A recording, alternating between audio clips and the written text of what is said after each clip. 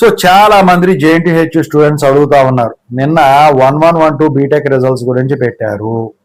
మరి 1112 BTech paper valuation ఎలా జరుగుతుందండి అని చెప్పేసి ఒక వీడియో చేయమని చెప్పేసి అడిగారు. నిన్న నేను మీకు చెప్పాను ఒక డెడికేటెడ్ వీడియో చేస్తాను అని. ఇప్పుడు దాని గురించి చెప్తాను. అసలు వీళ్ళు ఈ paper valuation second year, third year, fourth year పక్కన పెడితే ఫస్ట్ ఇయర్ దానికి పేపర్ వాల్యుయేషన్ ఎవరు చేస్తారు? పేపర్ వాల్యుయేషన్ చేసేవాళ్ళు దేని చూస్ చేస్తారు? పేపర్ వాల్యుయేషన్ చేసేవాళ్ళు దేని కన్సిడర్ చేస్తారు? ఇప్పుడు మనం ఎలా రాస్తే దానికి మార్కులు పడేదానికి ఉంటుంది. అటెంప్ట్కి మార్కులు ఉంటాయ్యా.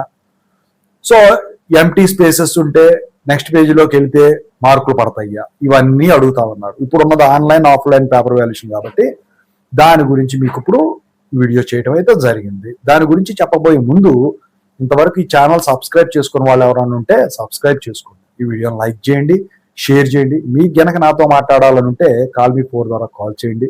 Telugu engineering education Telegram, WhatsApp channel join అవ్వండి. వీడియోకు హైప్ ఉంది. ఇక టాపిక్లో వెళితే ముందుగా ఏంటంటే ఈ జేఎన్టీహెచ్ 1112 బీటెక్ పేపర్ వాల్యుయేషన్ ఎవరు చేస్తారు? 11 సప్లీ వచ్చేసరికి అంటే బేసిక్స్ డిపార్ట్మెంట్ వాళ్ళు కంప్లీట్గా చేస్తారు. ఇంగ్లీష్, సైన్స్ అంటే కెమిస్ట్రీ, ఇలాంటి మ్యాథ్స్ ఇవన్నీ కూడా. ఇక 12కి వచ్చేసరికి కొన్ని కోర్ సబ్జెక్ట్స్ ఉంటాయి. అంటే ట్రిపుల్ ఈ వాళ్ళ డబుల్ అని, ట్రిపుల్ ఈ అని, ఇక ఈడీసీ అని, ఈసీ వాళ్ళది, మెకానికల్ వాళ్ళ డ్రాయింగ్స్ అని, ఇవి వచ్చేసరికి వాళ్ళ కోర్ డిపార్ట్మెంట్ వాళ్ళు చేస్తారు. ఈ కోర్ డిపార్ట్మెంట్ సబ్జెక్టులో వచ్చేసరికి కష్టంగానే జరుగుతాయండి పేపర్ వాల్యుయేషన్ అవి. సో ఇక 1-2లో బేసిక్ సబ్జెక్ట్స్ మ్యాథ్స్ లాంటివి, ఇంగ్లీష్ 2 ఇలాంటివి ఏమైనా ఉంటాయి, కెమిస్ట్రీ 2 ఇలాంటివి, ఫిజిక్స్ ఇలాంటివి, అవి బేసిక్స్ డిపార్ట్మెంట్ వాళ్ళు చేస్తారు. ఏది ఏమైనప్పటికీ 1112 పేపర్ వాల్యుయేషన్ బేసిక్స్ వాళ్ళు ఎక్కువ శాతం, కోర్ డిపార్ట్మెంట్ వాళ్ళు తక్కువ శాతం చేస్తారు. ఏది ఏమైనప్పటికీ కొంచెం కష్టతరంగానే ఉంటుంది పేపర్ వాల్యుయేషన్ అనేది.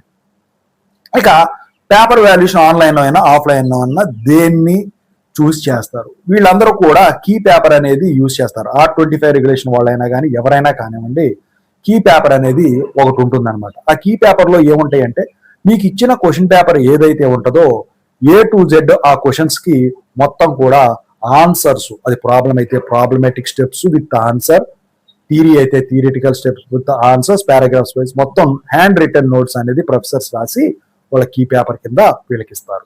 ఇచ్చిన తర్వాత దాన్ని చూసి వీళ్ళు పేపర్ వాల్యుయేషన్ చేస్తారు. కానీ జనరల్గా బేసిక్స్ డిపార్ట్మెంట్ వాళ్ళు వచ్చేసరికి ఏంటంటే ఎక్స్పర్ట్స్ ఉంటారు, సబ్జెక్ట్ ఎక్స్పర్ట్స్, ఎక్కువ ఎక్స్పీరియన్స్ ఉన్న వాళ్ళకి మాత్రమే ఫస్ట్ ఇయర్ సబ్జెక్ట్స్ అలాట్ చేస్తారు. కాబట్టి వాళ్ళకి సబ్జెక్టులు చెప్పి వాళ్ళకు ఒక అవగాహన అనేది వచ్చేస్తుంది దాని మీద. దానివల్ల ఏమవుతుందంటే వీళ్ళు అసలు కీ పేపర్లో చూసే పని లేకుండానే పేపర్ వాల్యుయేషన్ అనేది చక్కగా చేసేస్తారు. అంత నాలెడ్జ్ ఉంటుంది వాళ్ళకి. అయితే వాళ్ళు కీ పేపర్ ఎక్కడ యూజ్ చేస్తారో తెలుసా? ఇప్పుడు ఏదైనా కొత్త ప్రాబ్లం ఇచ్చారంటే దానికి ఆన్సర్ కావాలంటే మాత్రం చూస్తారు. ఎందుకంటే అప్పటికప్పుడు సాల్వ్ చేసుకోవాలంటే టైం కన్స్యూమింగ్ ప్రాసెస్ కాబట్టి రోజుకి 80 బుక్లెట్ చేయాల్సి ఉంటుంది. కాబట్టి ఆఫ్లైన్లో అయితే, ఆన్లైన్లో అయితే అన్లిమిటెడ్ ఉంటుంది, కానీ టైం సరిపోదు. కంప్యూటర్ మీద కూర్చుంటే కళ్ళు మంటలు పడుతుంటాయి. సో వాటి కోసం చూస్తూ ఉంటారు. అయితే ఇప్పుడు పేపర్ వాల్యుయేషన్ చేసే వాళ్ళు ఏమి కన్సిడర్ చేస్తారు? ఫస్ట్ ఏంటంటే నువ్వు ప్రాబ్లమేటిక్ అనుకోండి, ఆన్సర్ ఏదైతే ఉంటుందో దాన్ని చూస్తారండి. ఆన్సర్ గనక కరెక్ట్ గా లేదనుకోండి పై స్టెప్కు వెళ్తారు. పై స్టెప్ కనుక తప్పు ఉంటే దానిపైకి వెళ్తారు. ఆన్సర్ తప్పు అయినందుకు 2 మార్కులు మాత్రమే పోతాయి. మిగతా పైన స్టెప్స్ మొత్తం కరెక్ట్ అయితే మిగతా మార్కులు దానికి వేయటం అయితే జరుగుతుంది ప్రాబ్లమేటిక్ దానికి. మరి ఈ కేసులో అటెంప్ట్ కు మార్కులు వేస్తారా అంటే గివెన్ డేటా అని రాసి ఎంటర్ చేస్తే మార్కులు వేస్తారంటే ఖచ్చితంగా ఇవాళ రోజున వేయట్లేదు. గివెన్ డేటాకి మార్కులు వేయట్లేదు. మొత్తం ఎగ్జామ్స్ ఉన్న క్వశ్చన్స్ అన్నిటికీ ఆన్సర్ కరెక్ట్ గా చివరిలో టైం లేక డేటా రిప్రజెంట్ చేస్తే గివెన్ డేటాలో అప్పుడు మార్కులు పడుతున్నాయి. ఓకేనా? ఇది ప్రాబ్లమేటిక్ టైప్ మ్యాథ్స్ లాంటివి. ఇక థియరిటికల్ లాంటివి ఇంగ్లీషు, కెమిస్ట్రీ, బీ ట్రిపుల్ అంటే ఇప్పుడు థియరీ అను అది కలిపి వస్తుంది. ఇలాంటివి ఉన్నాయనుకోండి, మీరు పారాగ్రాఫ్స్ వైజ్ గా రాస్తే వాళ్ళకి చదవటానికి సులభతరంగా ఉంటుంది. అండర్లైన్ చేస్తే కరెక్ట్ అయి ఉంటే కనుక మార్కులు వేయటం అయితే జరుగుతుంది. సో అందుట్లో మెయిన్ పాయింట్స్ చూస్తానండి. అది చదివిన వెంటనే వాళ్ళకి అర్థమైపోతుంది, సబ్జెక్ట్ ఎక్స్పర్ట్స్ కాబట్టి. అయితే థియరీ దానికి కొంతమంది ఏంటంటే full out of full marks వేస్తారు, కొంతమంది వేయరండి. అయితే ఈ కేసులో అటెంప్ట్ మార్కులు వేస్తారంటే మీకు చెప్పాను కదా, first impression is the best impression. First question నుంచి చివరి క్వశ్చన్ వరకు అన్ని కరెక్ట్ గా రాసుకుంటే చివరిలో టైం లేక అటెంప్ట్ చేసినందుకు థియరీ కనుక మామూలుగా రాస్తే దానికి ఎంతో కొంత వేసేదానికి ఉంటుంది. కానీ ప్రతి దానికి కూడా గివెన్ డేటా అని మీరు రాసినట్టయితే మానికి మార్కులు పడవు, సున్నాలు కూడా పడేదానికి ఉంటుంది. ఓపిక మంతులు అయితే కొంచెం ఏదో 2-3 మార్కులు వేస్తారు. ఓపిక లేని వాళ్ళు అయితే 0 కూడా పెట్టేస్తారు. ఎందుకురా బాబు వేసి ఏం ప్రయోజనం రా నాయన దీనికి అని చెప్పేసి వేసేయడం అయితే జరుగుతుంది అనమాట. ఓకేనా? సో ఇంతలా ఉంటుందన్నమాట పేపర్ వాల్యుయేషన్ బేసిక్స్. ఇంకా చాలా మంది అడుగుతా ఉన్నది ఏంటంటే ఎంటీ పేజెస్ తర్వాత రాస్తానంటే అక్కడ మీరు కింద టర్న్ అవుట్ నెక్స్ట్ పేజ్ అని రాసేసి కొన్ని ఏదైనా స్ట్రైక్ ఆఫ్ చేస్తే స్ట్రైక్ ఆఫ్ బై మీ అని సంతకాలు పెడితే సరిపోతుందండి. దాని పెద్ద ప్రాబ్లం లేదు. అయితే దిద్దే వాళ్ళ దగ్గర వచ్చేసరికి మిడ్ మార్కులు అనేవి ఖచ్చితంగా అయితే ఉండవండి. మీ డీటెయిల్స్ కూడా ఉండవండి JNTH పేపర్ వాల్యుయేషన్ లో. ఓన్లీ మీ స్క్రిప్ట్ ఏదైతే ఉంటుందో మీరు రాసిన ఆన్సర్స్ వాటిని మాత్రం చూస్తారు. ఓకేనా? సో ఇక ఇందుట్లో వచ్చేసరికి ఏంటంటే క్వశ్చన్ నెంబర్ చూస్తారు, సబ్సెక్షన్ ఏనా బీనా చూస్తారు.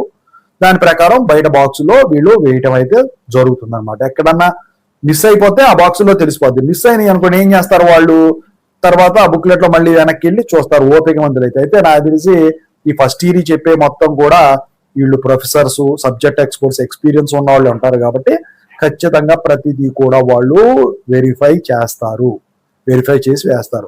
నేను ఓవరాల్ గా చెప్పొచ్చేది ఏంటంటే ఫస్ట్ ఇయర్ది 1112 బీటెక్ పేపర్ వాల్యుయేషన్ అనేది స్ట్రిక్ట్ గా జరుగుతుంది. మీరు కరెక్ట్ గా రాస్తే ఇంటర్మీడియట్ లో రాసినట్టు మీకు మార్కులు పడతాయి. ఏదో ఒక విధంగా కోడి గెలికితే మాత్రం అంటే అందుట్లో అర్థమయ్యే విధంగా కరెక్ట్ గా ఉంటే నీట్నెస్ లేకపోతే పెద్ద మ్యాటర్ ఉండదు, కానీ పెద్ద ప్రాబ్లం ఉండదు. కానీ మీరు ఏదో ఇచ్చేద్దాం కోడి గెలికి అని చెప్పేసి సినిమా టైం అయిపోతుందని చెప్పేసి ఇస్తే మాత్రం మీరు చాలా ఇబ్బంది అయితే పడేదానికి ఛాన్స్ ఉంటుందండి.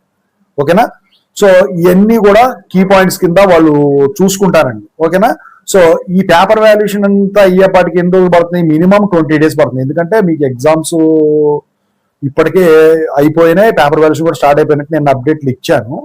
సో దాన్ని రిజల్ట్స్ ఎప్పుడు వచ్చేదానికి ఉంటుందని నేను చెప్పడం అయితే జరిగిందనమాట. సో ఇక కంప్యూటర్ సైన్స్ వాళ్ళది వచ్చేసరికి ప్రోగ్రామింగ్ ఉందనుకోండి, అల్గారిథం అంతా కూడా కరెక్ట్ గా ఉండాలి, స్టెప్ బై స్టెప్ ఉండాలి, ఫైనల్ ఎగ్జిక్యూషన్ రిజల్ట్ అనేది కరెక్ట్ గా ఉండాలండి. దాని ప్రకారమే వీళ్ళు మార్కులు వేయటం అయితే జరుగుతుందండి. ఓకేనా? ఏదో కంప్యూటర్ సైన్స్ తీసుకుంటే ఈజీగా ఉంటుంది, రాసేస్తే అయిపోద్ది అనుకుంటే అది అవివేకం. ప్రోగ్రామింగ్ లాంగ్వేజ్ అనేది లాజిక్ తో సహా విత్ రిజల్ట్, ఎగ్జిక్యూషన్ రిజల్ట్స్ తో సహా కరెక్ట్ గా ఉండాలి. థియరీ సబ్జెక్ట్ అంటారా కింటాలు రాస్తుంటారు దాని నిండా పేజీలు. ఓకేనా? సో ఇంకా కొంతమంది అడుగుతున్నారు ఇన్ని పేజీలు రాస్తే మార్కులు వేస్తారంటే, ఇన్ని పేజీలు రాస్తే అదేం లేదండి. స్కేల్ పెట్టి ఏం ఫాలో వాటిని నువ్వు బుక్లెట్ లో రాసిన ఎంతవరకు వచ్చిందో అంతవరకే రాస్తావు. నీ దగ్గర కంటెంట్ ఉంటే వాళ్ళు మార్కులు వేస్తారు, లేకపోతే వేయరు. ఓవరాల్ గా అయితే ఇదండి JNTH 1112 బీటెక్ రిజల్ట్ సంబంధించింది. మీకు కనుక ఏమైనా డౌట్స్ ఉంటే కాల్ మీ ఫర్దర్ కాల్ చేయండి. ఓకేనా? Thank you so much. I wish all the best.